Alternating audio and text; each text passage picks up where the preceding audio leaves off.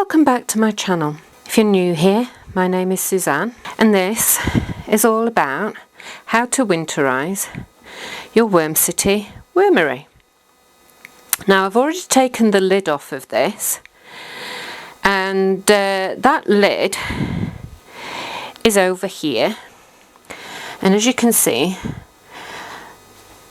there's a little worm ball here of the worms that I've collected from where they've crawled up, because worms are quite tenacious little creatures and they do love to travel up and down this thing.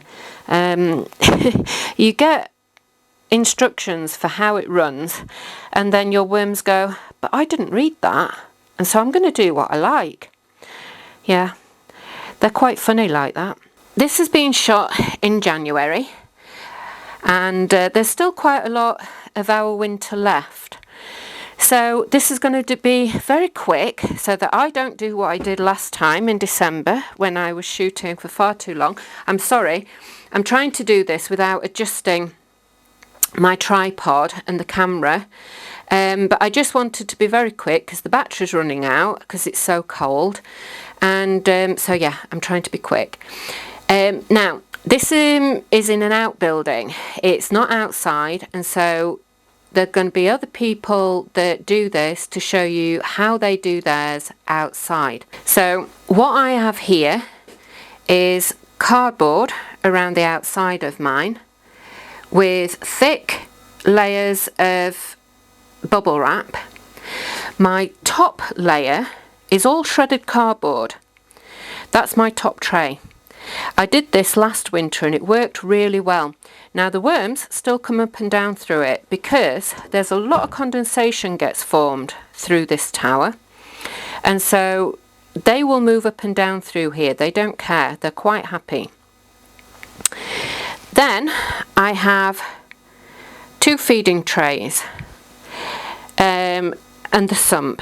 Now what I had contemplated on doing was using this next tray and putting another cardboard layer, which would be the inoculating tray that Patrick from Vermicompost Learn by Doing usually does. That was my plan when I reset all this tower in December, but I was far too cold and that just did not get done. However, this tower is quite happy running the way that it is, so I'm not going to do that. The worms are happy. You can see that from how many have come up into the top that they're warm enough, they're happy enough because they're travelling. So I'm actually going to leave this as it is. Now if yours is outside, what you might want to do to protect something like this is move it to a more sheltered spot if it's exposed, or you can get things that are designed to put your wheelie bins in, so you can either build something yourself like that or wrap it in bubble wrap if you want to, and so just give them just a little bit more protection. I know that some of the more commercial places use heated systems, and I've had that suggested to me. Well, my money is spent on heating me. I can't control my own body temperature. I can't generate my own body heat, so I have to be hyper aware of that all the time. So my money gets spent on heating me, not my worms.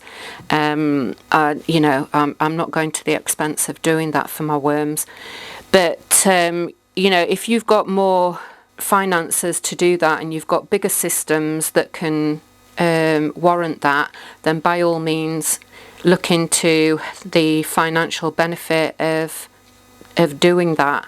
But for me, this is how I do it. It's just a little way of doing it. You could, I guess, use bottles of hot water, but I don't think that would be of major benefit. I suppose if anybody's done that, you can leave comments down in the bottom.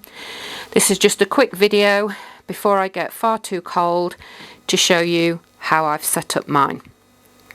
So there we go. I hope you found it useful, and if you're doing anything different with your tower, leave some comments down below. I hope you've liked, subscribed and shared, and I hope to see you next time. Bye for now.